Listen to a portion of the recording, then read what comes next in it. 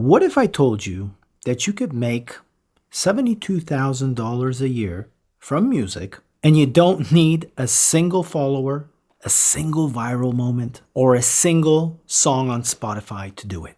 Now, I know that sounds insane, but I've been doing this for over 20 years. I've produced over 1,000 pieces of music for brands like Nike, Google, BMW, Samsung. And in this video, I want to show you precisely the math behind the hidden path. Why hidden? Because barely anybody is talking about this. But first, I need you to understand why everything that you've been told about making a living with music is keeping you broke. Did you know that over 100,000 songs are uploaded to Spotify every single day? Did you know that there are over 45 million songs that have never been played on Spotify, not even once? Not by a friend, not by a bot, not by anyone. Let that land for a second. And then, for the ones that do get played, you literally need hundreds of thousands of streams every single month just to make minimum wage. The record business as we know it is gone, and it's not coming back. Music is coming out of the tap like water, essentially free. So what does every YouTuber and guru tell you? Build your following, post every day, grow your audience. But Uncle Z asks, okay, but to what end? So you can try to sell your music to people who already stream it for free? Or so you can drop your tracks in some music library hoping, praying that the algorithm will pick you? That to me is a lottery ticket. And I don't know about you, but I've never met a serious professional who builds their career around lottery tickets. Now, I like getting lucky. Everyone likes getting lucky, but I much prefer to set up a strategy where I'm pulling the levers that I can actually control, where I'm doing the kind of things that maximize my chances of getting picked. And you know what? There's a model for that, a model that the top composers in our industry have been quietly using for decades. Now here's something that changed everything for me. Bach, as in Johann Sebastian Bach. He never sold a single. He never streamed a single. Why? Because there was no record industry when he was alive. There was no streaming, no music libraries, no sync. And yet music was his full-time job. How?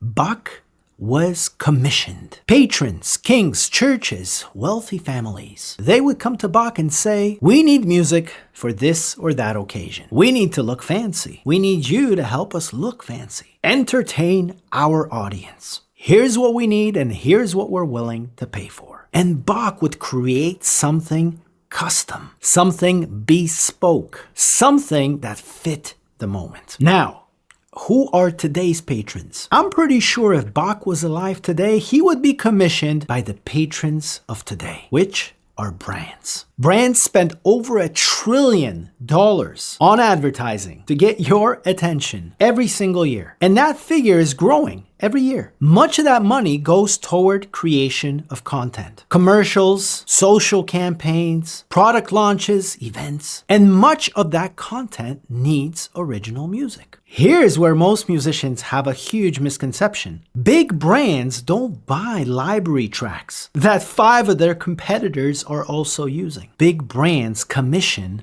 custom music. A lot of the music that you see in brand campaigns, commercials, and content is custom music. Never existed before, made from scratch for the needs of the campaign. Fitting the campaign like a glove. And it's not just big brands like Nike and BMW. Look around at what's happening today. Every e-commerce kid building a multi-million-dollar brand on TikTok, every lifestyle company pumping out social media content, every podcast network, every personal brand. These are all potential patrons. The pool of people who need custom music and may not even know it yet has never been bigger. I stumbled by accident into this world about 20 years ago when a friend of mine asked me to compose a piece of music from scratch for a Pontiac Aztek campaign. Yes, I know, it's probably the ugliest car ever made, but that one project paid me more than 3 months of my corporate salary. A corporate salary which wasn't too shabby. And when I got that check from a few hours of work that I would have gladly done for free, I was sitting in my corporate cubicle. I opened the check, and that's the moment I realized, okay, this is a thing. This is an actual industry. This is a possible career path. And yet, this is a path that barely anybody is talking about. Okay, so let me show you the exact math that I promise you, because this only works if we make it real. And folks, it is stupidly simple. In this business, when a brand needs a piece of music for a campaign, the job will flow down the chain. The brand will hire an agency. The agency will hire a production company. The production company will work with a music house. And the music house, that's the company that exists solely for the purpose of creating songs, scores, and sounds from scratch for these big brand commercials, campaigns, and content. And you know who they commission? They commission musicians just like you sitting in your home studio. And they commission them to create these songs, scores, and sounds from scratch to fit the campaign of a big brand like a glove. Now, for a typical commercial project, the music house will receive a budget from the advertising agency, somewhere between $20,000 to $50,000, depending on the campaign, of course. But that's the average budget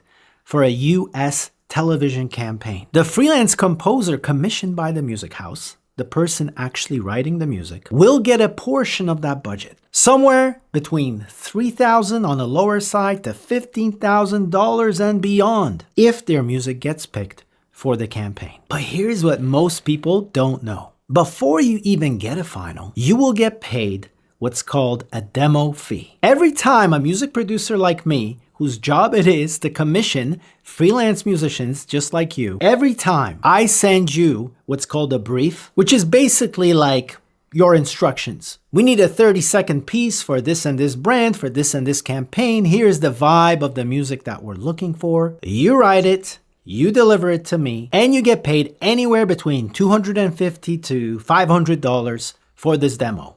On average, $300. And this is whether your demo actually goes on the air or not. Because obviously, as a music producer, I have to submit a number of different demos to give my client options so that my client can give their client options. You get the picture. So here's the model. Let's say that you develop relationships with 10 trusted contacts. Let's say you meet 10 music producers on the inside of our business who know your work, they trust your taste and your sensibility, and they call you or email you when something comes in that fits your style. Let's say that each of these 10 people sends you roughly one demo per month. That's 10 demos times $300. That's $3,000 a month in demo fees alone. Now, out of those 10 demos, about one is going to go final. Believe it or not, folks, getting 1 out of 10 demos to go final is the batting average of world-class composers in our business. And let's say that even if that final is on the lower end of the budget, you can expect to receive about $3,000 for the final. And your music will be heard and seen by possibly millions on TV, radio, internet, wherever this campaign airs. And this brings us to a total of $6,000 a month, $72,000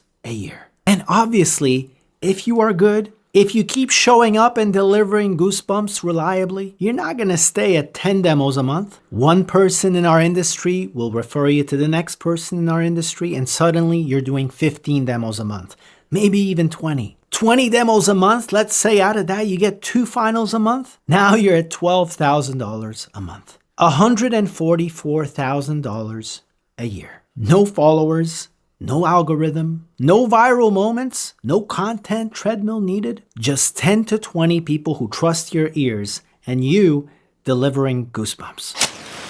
But folks, there's a lot more underneath this. How the money actually flows through the advertising chain. The specific music production companies that hire freelance composers just like you. The mistakes that keep most of you, even talented musicians, vulnerable and prone to sabotaging your chances at a great first impression. The art of writing your first email to a music producer like me without sounding desperate or betraying yourself as a total noob. Folks, I break all of this down in great detail in a free live workshop that I host every single week, every Thursday, that we call The Hidden Path. Boy, I'm really getting a suntan over here.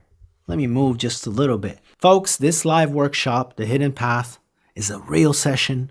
I teach, you ask me questions, I interact with the audience. You get whatever you want out of me. I've been in the business for 20 years. I will gladly answer your questions live. If anything in this video made you go, wait, this might actually be real, come to the workshop. The link is in the description below. I'd love to see you there. Because here's the thing that nobody will tell you. The top composers in our industry, the ones that are making serious money, they have zero social media presence. They have zero needs to create a social media presence. No content calendar, no need for viral videos. They're essentially invisible to the public at large. But guess what?